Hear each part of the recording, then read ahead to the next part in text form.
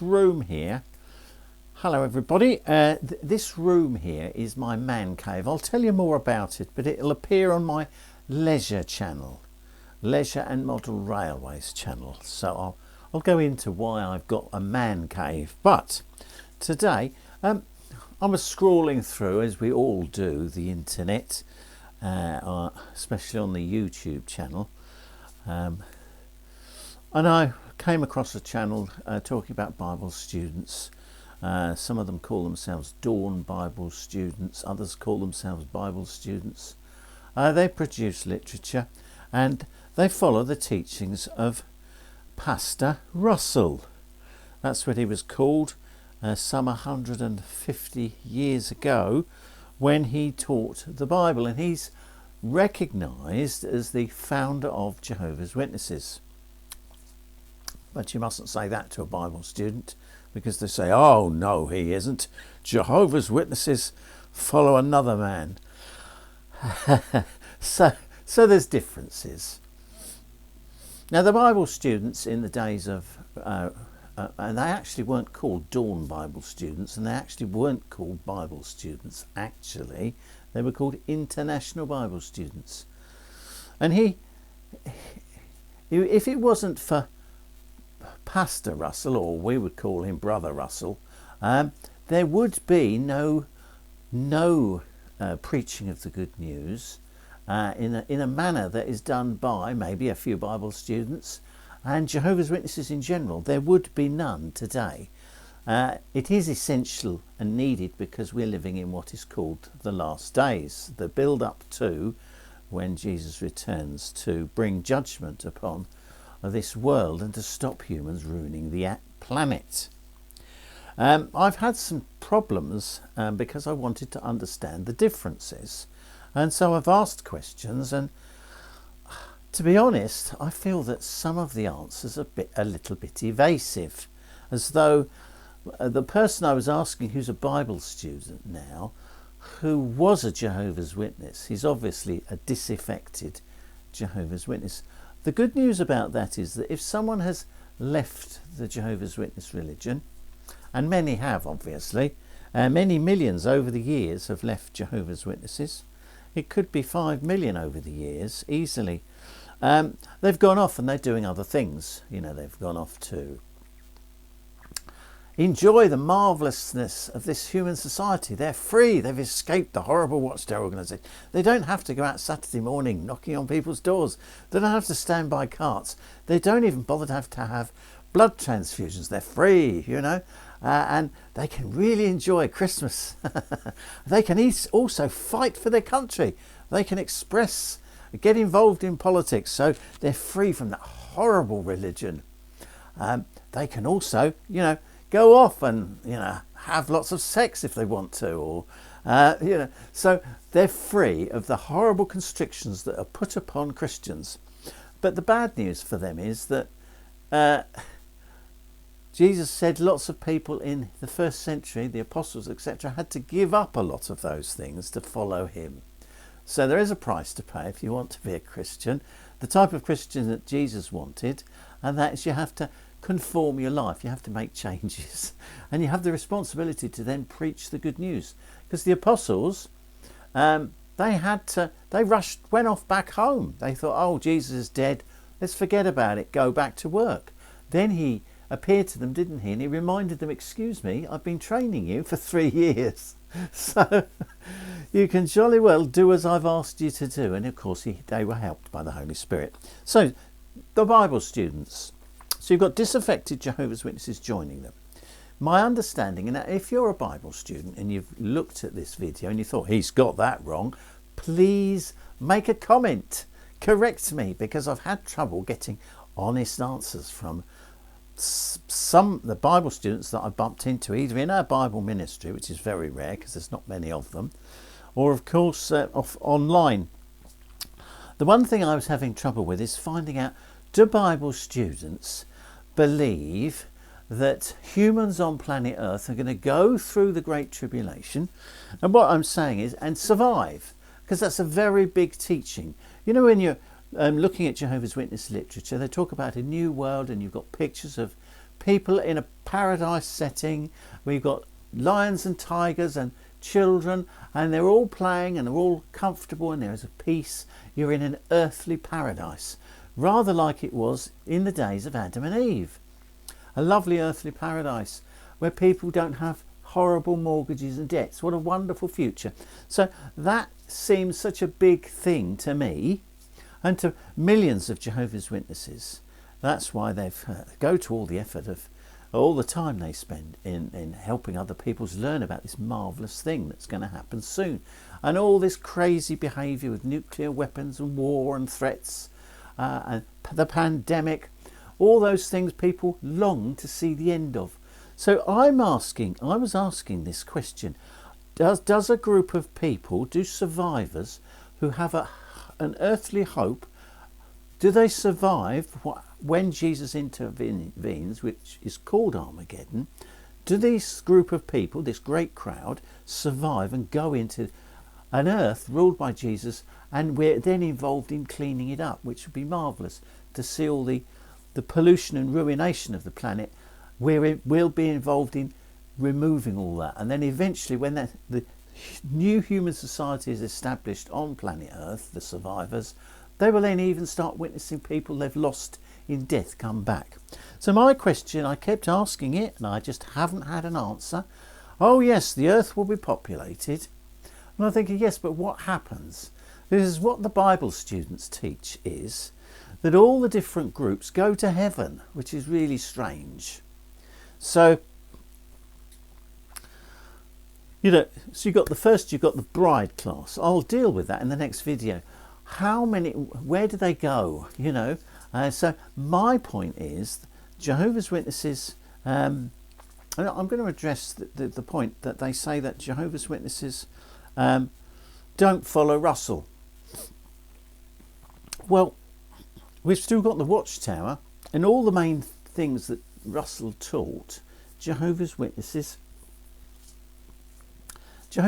follow. They don't follow a Trinity. They don't believe that you have an immortal soul, you float off somewhere when you die, off to heaven or hell.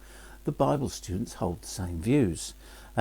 Jehovah's Witnesses don't believe in a horrible place of torment, that God has a place of torment, hell, fire. And so one of the big things they do believe in is this wonderful new world, which we believe is just ahead. But because of people's lack of patience, they're unable to stick the course, and so they've abandoned it and they've gone back into human society. They've escaped. So now, Brother Russell was a really, really important component, because for 40 years he preached that the end of the world was coming and that Christ Jesus was ruling in heaven and Armageddon was going to happen in 1914. Now he got his calculations for the Gentile times, which is a period back in his Jewish history that when you do the figures adds up to 1914, and so that they took the belief that rulership, kingship over the earth ceased then in Israel, and it restarted with Jesus being anointed as king, and his attention was on earth. But he got those figures from another Bible student. It's not his work. He accepted it, published it, and embellished that teaching. Now subsequently, when 1914 came along, and instead of having Christ returning and bringing Armageddon, which Jehovah's Witnesses are still waiting for, a world war broke out instead. So his prophecy and his understanding of the prophecy was not correct. He was a whole generation or a period of time. The last days would go on for more than 100 years, and he wasn't aware of that. Now people say, well, if he was Jehovah's faithful, wise servant, which he never actually, he claimed he wasn't, but he was viewed as the faithful slave. And Jehovah's Witnesses today understand that faithful slave used to be the president of the Watchtower Society. So the faithful slave continued as not just Brother Russell and his companions, the directors of the Watchtower Society, but when he died, he was replaced, and we had another group led mainly by the president, who would be that wise servant, giving guidance, giving prophecy. So the Bible students focus on this prophecy so much, but they haven't got anyone to replace him. You see, we've continued since 1916 when he died, and Bible students don't have anyone to give them Bible prophecy. So what they do is they look back to what they've got with Brother Russell in his books, Studies in the Scriptures, etc. They look back to that. So in a sense, they're looking into the past. And I've noticed that some of their articles are written and the scriptures are taken. Sometimes they use the Jehovah's Witness Bible, the New World Translation, or the older model, the 1984 one. Sometimes they use that. But the strange thing that I feel is that they have an insistence on using the King James, the old King James generally, which only has God's name in it 4 times. And yet Jehovah's Witnesses tended to use the American Standard Version, which is basically the King James, but with 6,000 Jehovah's in it. But it's strange that they're not using that either. So firstly, they appear to be not using the name, God's name, very much. Yet Brother Russell did. And it's as though they're stuck in the past, because Brother Russell was unaware, he was unsure about an earthly class. He knew there was an earthly class, and he felt that they may be connected with Israel. So the Bible students have a lot of interest in Israel. But the state of Israel today is of no difference than any other state in the world. They have some belief that maybe that they will be blessed, but Brother Russell didn't have much to say about it, because it hadn't got to that point. That would be new light, but he died before it happened. So Bible students are left up in the air with regards to Bible prophecy. All their access to Bible prophecy is from someone who wrote it in the past and died in 1916. So the next, I'm going to do a follow-on, which is just going to go further into that, where I'm going to ask them the question, deal with what I think the answer is, about the new world and how people get into the new world. What about humans? Because they mention 3 different groups. They mention a heavenly group. They mention that's the 144,000. They mention the great, the other sheep. Who are they? That's another group who are of a different fold. So there's the heavenly group of 144,000. There's the other sheep. Who are they? And then there's the great company. They call them the great crowd. One Bible version, the Good News, calls it an enormous crowd. Who are they? You see, Jehovah's Witnesses believe that group is the group of people who survive Armageddon when Jesus returns to stop humans from ruining the earth.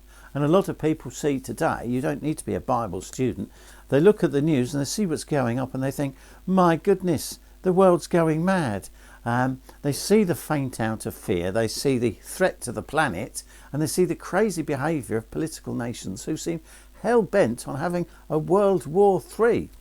So those are the things I'm going to deal with in the next video presentation on Jehovah's Witnesses and Bible students. So they have a lot in common, and it's good that if someone's a disaffected witness and they've gone off to the Bible students, at least they're continuing to study the Bible. Maybe they're still trying to preach the good news, although it's done so effectively by Jehovah's Witnesses. So and they hold all the same basic moral beliefs as Jehovah's Witnesses. You know, there's a few little things that are different. There's the cross.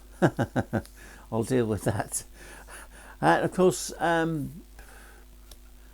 transfusions, I would find it difficult to understand. If I left Jehovah's Witnesses, and I had a period of time away from the witnesses because I experienced being thrown out, disfellowshipped, excommunicated. It's called removed now.